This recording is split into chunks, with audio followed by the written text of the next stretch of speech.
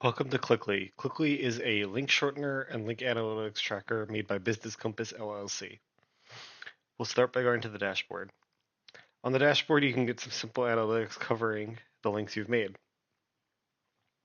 You can see the trends between the links, a pie chart showing how many clicks you have, and some of your recent links. We'll first start by going to create a new link. We'll click into our links, we'll create a link. The destination URL we will use is this. Put that here. This will be our short link title,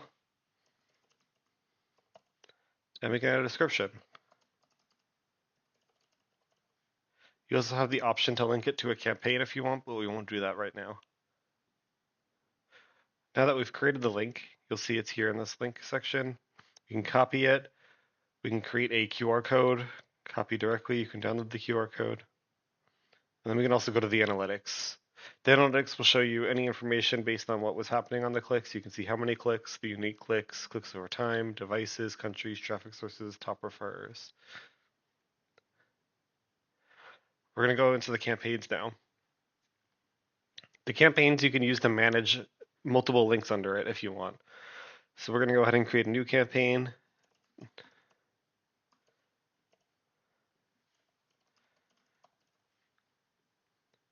We're going to go into our demo campaign and we are going to add some links into here.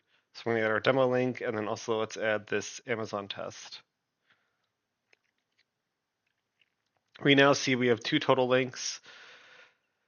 Campaign quick trends, no data yet because the clicks haven't happened, but we can go into our specific links. So let's click into here.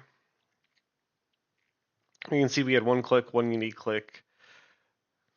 Device was a desktop, country was US, traffic sources were direct.